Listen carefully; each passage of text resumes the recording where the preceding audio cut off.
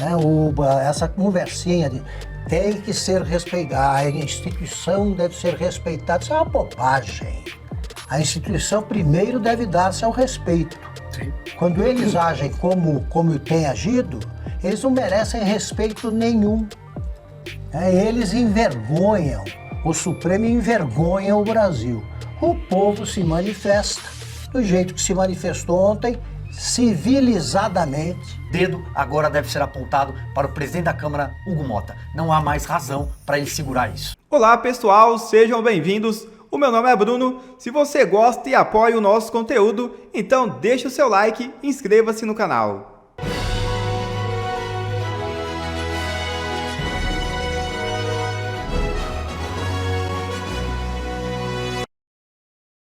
Ministro do STF diz que Tarcísio se enfiou no caixão junto com Bolsonaro. É isso mesmo. A revista Veja publicou um artigo onde revela o impacto no STF do discurso de Tarcísio contra Moraes na Paulista. Eles sentiram.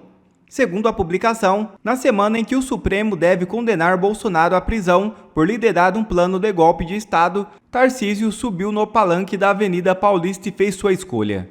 Na manifestação, o governador acusou o STF de destruir a democracia sob pretexto de resgatá-la. Questionou se a Suprema Corte não está indo longe demais.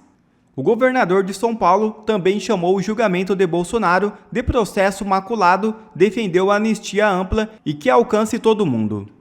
Ainda de acordo com a Veja, ministros do STF, que antes elogiavam a postura de Freitas como interlocutor moderado da direita, classificaram o discurso como um caminho sem volta. Queimou as pontes, disse um ministro. Era até compreensível que o governador de São Paulo fosse bater continência para Bolsonaro, que o elegeu. Ir até o penhasco é uma coisa, pular junto ninguém esperava. Se enfiar no caixão é outra coisa, disse outro ministro do STF. Bom, eu acho que essas falas do ministro do STF que disse isso serve para ele mesmo. Ir até o penhasco com Alexandre de Moraes é uma coisa. Agora, pular junto, será que estarão dispostos de se enfiar no caixão junto com Alexandre de Moraes? Eu acho que ainda eles não perceberam que é isso que está em jogo neste momento, não o contrário. E o governador de São Paulo, Tarcísio de Freitas, criticou a atuação do ministro do Supremo Tribunal Federal, Alexandre de Moraes. O bom juiz deve ser reconhecido pelo respeito, não pelo medo. Deve ser reconhecido pela aplicação correta das leis. Se toda a trama, todo o enredo, toda a narrativa foi construída em cima de uma delação mentirosa, se não tem uma ordem, se não tem um texto, se não tem um áudio vinculando o Bolsonaro a 8 de janeiro, não tem nada que o ligue. É tudo muito frágil, muito tênue. Como que nós vamos admitir uma condenação? Ao som de milhares de participantes gritando "Fora Moraes", Tarcísio condenou o abuso de poder e chamou a atuação do ministro de tirania.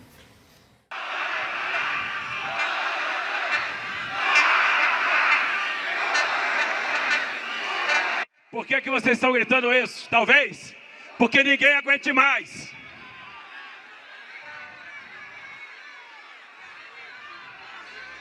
Ninguém aguenta mais a tirania de um ministro como Moraes. Ninguém aguenta mais o que está acontecendo nesse país. O governador de São Paulo cobrou o presidente da Câmara dos Deputados, Hugo Mota, e exigiu a votação da anistia. E é por isso que a gente está aqui para defender a anistia. É por isso que a gente está aqui para dizer para o Hugo Mota: paute! Paute a anistia! Silvio Navarro, muito boa noite, seja bem-vindo. O discurso de Tarcísio de Freitas reverberou muito ontem, foi um discurso duro, contundente, criticando ali fortemente o ministro Alexandre de Moraes, chamando Hugo Mota para pautar o projeto de lei da anistia. A gente sabe que na semana passada Tarcísio de Freitas entrou de cabeça, né, nessa articulação, nessa negociação para voltar a negociar a anistia no Congresso Nacional.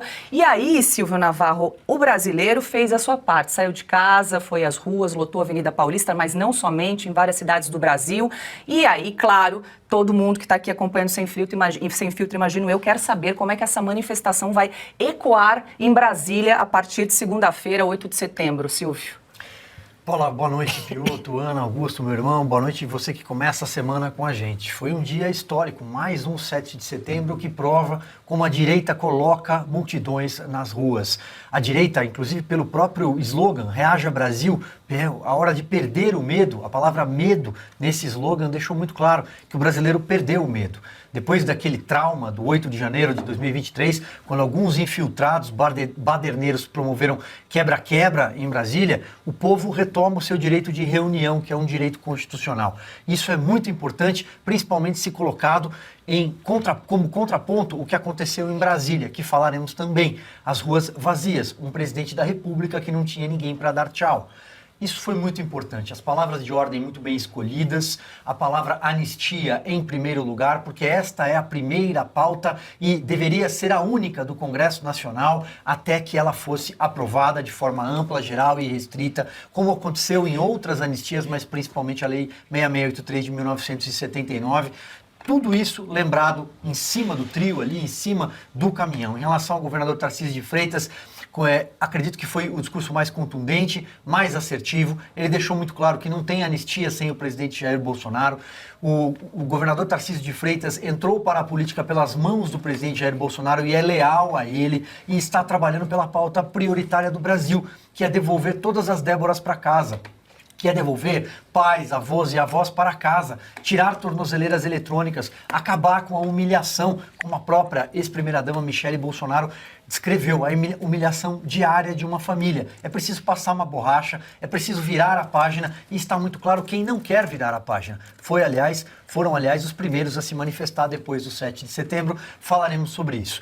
Achei importante o governador Tarcísio de Freitas, e finalizo, Paula, apontar o dedo para o presidente da Câmara, Hugo Motta. Ele é o responsável por pautar a anistia. O gatilho, o start, colocar o papel em cima da mesa. Votos tem. O líder Sóstenes Cavalcante tem lá 292 nomes numa planilha. Sabemos que isso vai superar 320, talvez, justamente porque os deputados querem deixar a sua digital do lado certo da história. Um passo de cada vez. É assim que se constrói politicamente uma anistia com essa envergadura. Um passo de cada vez. Mas o dedo agora deve ser apontado para o presidente da Câmara, Hugo Motta. Não há mais razão para ele segurar isso. Augusto Nunes, muito boa noite, seja bem-vindo. Você estava conosco ontem na cobertura especial ao lado do Piotr, também Carlo Cauti, Marina Helena, Segré também participou conosco, né, Augusto? E no balanço eu lembro que você falou um pouco que sentiu falta de diversidade, né, da participação de uma frente mais ampla ali nessa manifestação, não só nessa, né, nas últimas manifestações que ocorreram na Avenida Paulista. Queria te ouvir também desse balanço do que foi o 7 de setembro, Augusto. Boa noite. Boa noite, Paula. Silvio, meu irmão, Piotr, meu amigo, Ana, minha parceira querida, boa noite a você que nos acompanha. O que eu disse, sem mancar o crítico de manifestação, eu disse, eu não sou especialista, mas com base no que eu já vi, já vivi, eu acho que é hora agora de aperfeiçoar o formato. Eu acho que mais pessoas precisam falar, políticos, representando as diferentes tendências ali que estão unidas, porque já foi definida a palavra de ordem. Anistia ampla, geral e restrita. Os discursos devem ser mais concisos, né? Alguns foram muito longos e nós não temos, eu lembrei ontem, não temos tribunos, né, que atraem a atenção das multidões. Então, mais gente discursando, representando as tendências todas, para mostrar que o Bolsonaro, ele conta com uma frente hoje, bem diversificada. Acho que devia aperfeiçoar isso aí. Mas, de qualquer maneira, a manifestação foi extremamente importante e totalmente bem sucedida. O nosso Zé Dirceu, que nunca falha, né? Ele sempre fala bobagem na hora certa. Ele convocou a manifestação para a Praça da República, lugar errado. Começa por aí. Quem faz manifestações sobre árvores não quer que você meça as dimensões da manifestação com fotos aéreas, drones, tal. Você está escondido. Havia mais árvores do que gente ali. E foi um fracasso. Os contadores de cabeça da USP, que são petistas, e não conseguiram ir além da mentira dos 8.000. Eu vi, foi perto de casa, um fiasco. Eles escolheram o nome errado também, o grito dos excluídos. Quem exclui é o governo, a oposição não exclui ninguém, não tem poderes para tanto.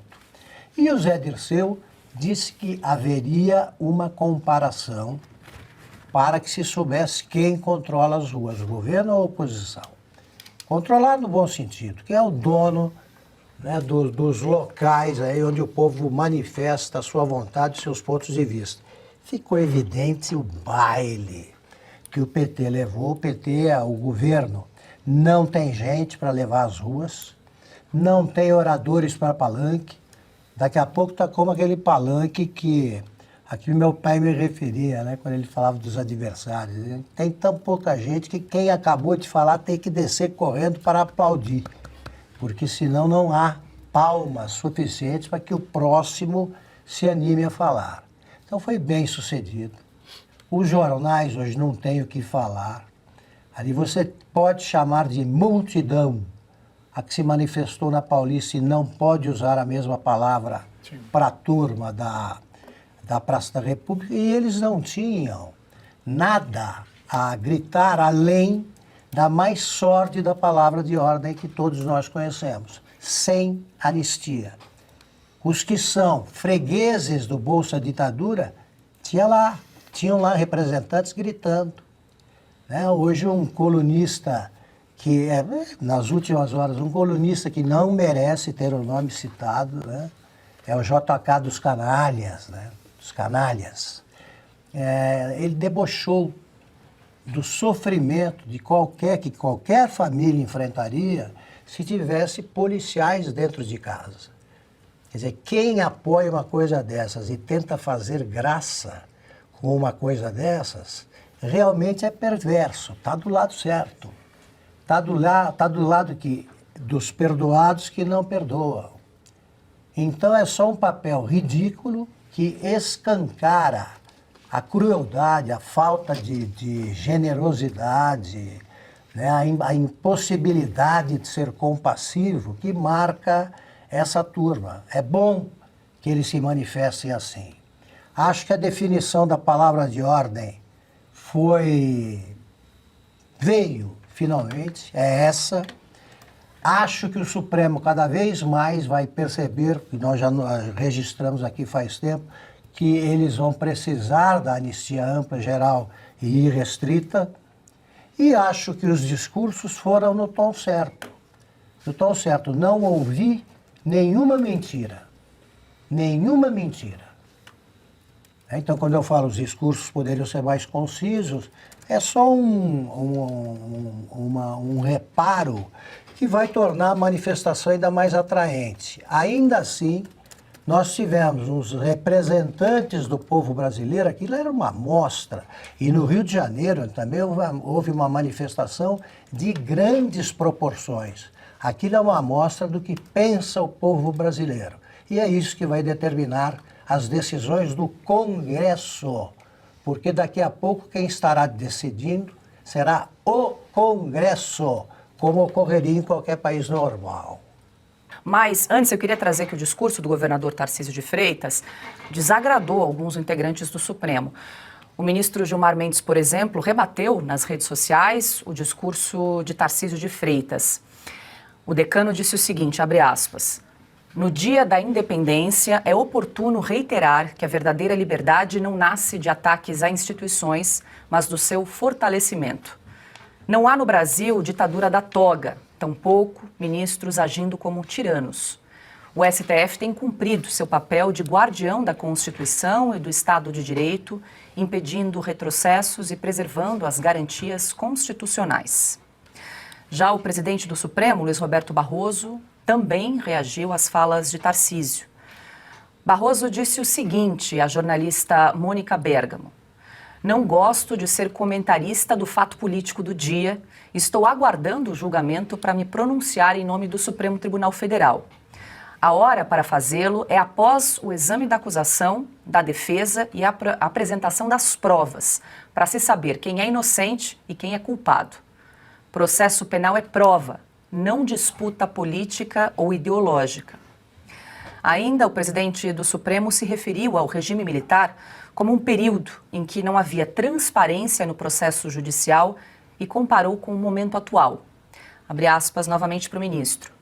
Era um mundo de sombras. Hoje, tudo acontece à luz do dia. O julgamento reflete a realidade. Na vida, não adianta quebrar o espelho por não gostar da imagem, fecho aspas, para o ministro Luiz Roberto Barroso, que conversou com a jornalista Mônica Bergamo. Ana, eu quero te ouvir, a gente trouxe aqui alguns trechos do discurso de Tarcísio de Freitas, também da Michelle, mas principalmente o discurso do Tarcísio foi muito enfático em relação à defesa da anistia e também do capital político de Jair Bolsonaro. Ele deixou muito claro que o candidato para 2026 continua sendo Jair Bolsonaro, né, falando ali do capital político do ex-presidente, teceu críticas ali muito fortes, muito contundentes em relação aos ministros do Supremo, e na sequência Gilmar Mendes publicou na sua rede social no próprio domingo. Ontem ele já rebateu a fala de Tarcísio. Vamos lá, Paula, vamos por partes. Bom, primeiro, para o ministro Gilmar Mendes e Barroso, eles terem a preocupação de se manifestar imediatamente é porque sentiram. E sentiram não foi o discurso do Tarcísio ou o discurso do Silas Malafaia ou da Michelle, eles sentiram as imagens do dia 7 de setembro. Porque as imagens mostram que não derrotaram o bolsonarismo. Como o ministro Barroso disse, em alto e bom som, derrotamos o bolsonarismo em um palanque político. Portanto, ele dizer, como foi aqui, eu até anotei, não gosto de comentar o feito político do dia. Essa é a piada do dia, da semana. O ministro Barroso dizendo que não gosta de comentar o feito político do dia. Só pode ser piada. Porque o que ele mais faz é comentar fatos políticos do dia, da semana, do mês, do ano. Ele adora o microfone, ele adora um holofote, ele adora um discurso político. Político. E até aí não teria o menor problema se ele não fosse um ministro do Supremo Tribunal Federal, um ministro da corte, da mais alta corte do país, e que é uma corte constitucional. Portanto, ele falar que não gosta de comentar o discurso político é uma sátira, né? E é um tapa na nossa cara, porque é o que eles mais fazem. E aí, eu repito, as ruas mostraram que, diferentemente do que o ministro pregou num palanque político, o bolsonarismo não foi derrotado. E agora ainda tem o trumpismo, com aquela bandeira americana enorme, dizendo para o mundo que as nações são nações irmãs, são nações que prezam pela liberdade, pelo respeito às suas constituições, pelo respeito ao seu povo, à sua gente. E sobre o discurso da Michelle, Paula, eu vou repetir o comentário que eu fiz ontem no 4x4. Para todos aqueles que, porventura, estejam cansados dessa luta pelo Brasil, porque realmente cansa. Às vezes a gente enche as ruas e acontece isso, acontece aquilo, mas parece que o sistema não se mexe, mas o sistema, as estruturas estão abaladas. Mas para todos aqueles que se sentem cansados, eu não aguento mais, coloca esse discurso da Michelle, essa sim, a primeira-dama do Brasil que nós sabemos que de fato existe, Brasil trabalhador, Brasil temente a Deus, o Brasil da família, o Brasil das tradições, o Brasil da liberdade na economia, da liberdade religiosa, da liberdade social, de imprensa, de expressão. Ela segue sendo o retrato da nossa primeira-dama. Ela sim. A outra que está lá em Brasília e que ontem acenou para absolutamente ninguém, aquela é a primeira-dama do consórcio, do sistema e do atual governo. Agora, peguem esse discurso da nossa verdadeira primeira-dama, Michelle Bolsonaro, deixa separadinho aí nos favoritos do seu celular, Toda vez que você se sentir cansado, você aperte o play. Porque se você está cansado, imaginem a família do presidente Jair Bolsonaro, que está sendo perseguida de uma maneira bárbara, brutal e sádica. Augusto, no caso do Barroso, que comparou o regime militar aos dias atuais, ele disse que hoje tudo acontece à luz do dia. Se a gente tem de concordar que agora realmente está tudo escancarado mesmo, né? Sem dúvida. Ele comparou ao regime militar, né? Pois bem, estão acontecendo coisas semelhantes às que aconteceram em matéria de abusos no regime militar. Só que agora é escancarado. Agora eles contam o que fizeram e se orgulham disso. Acho que é a defesa da democracia. Né? Essa conversinha de tem que ser respeitada, a instituição deve ser respeitada, isso é uma bobagem. A instituição primeiro deve dar-se ao respeito. Sim. Quando eles agem como têm agido, eles não merecem respeito nenhum. Das ruas, tanto que estão numa espécie de prisão preventiva há 5 anos, só andam com segurança. Por que não andam pelas ruas? Aí vão sentir, né, o que o brasileiro das ruas pensa deles. Eles não saíram. Ontem era 7 de setembro, eles levaram a sério o negócio de feriado. Aí ficaram em casa descansando ou fazendo festa entre familiares, porque nós vamos comentar depois, né, Paula? O de Brasília. Sim. Aquilo ali foi uma brincadeira. Depois falamos disso, mas nem ali eles apareceram. Eles têm medo do povo, quando eles deviam ser admirados ou ignorados pelo povo. Quando o povo não conversa sobre juiz do Supremo, a situação está boa. Eles não têm que ser assunto, e são assunto o tempo todo. Então, estamos falando deles hoje também. Sim. Né? Não é porque a gente gosta de falar, é que eles se obrigam a isso. E nos obrigam, por consequência. Agora, se o time está jogando mal, vamos falar aqui o português correto, a torcida não tem que aplaudir, não. A torcida não tem que aplaudir, é como o time de futebol, que vem com ela, tem que apoiar o time. Não, eles têm que... O Gilmar confessou nessas declarações, o Gilmar ou Barroso, não sei qual deles, não, estamos julgando... está tudo correndo segundo a lei, como a lei prescreve. Ué, então não foi condenado. O Jair Bolsonaro está reconhecendo, não foi condenado, por que está com polícia dentro de casa, né, oferecendo esse espetáculo do horror aqui que o Silvio mencionou? Eles envergonham, o Supremo envergonha o Brasil. O povo se manifesta do jeito que se manifestou ontem, civilizadamente, tá com a educação que falta aos ministros. Tá? Ninguém disse aqui, perdeu Mané, né, numa mola. Quem escreveu com batom foi presa. Só repetiu a frase desse Barroso. Então, essa conversa de respeito às instituições, o decano que vai cuidar do comportamento dos integrantes da Constituição antes de dar lição a alguém.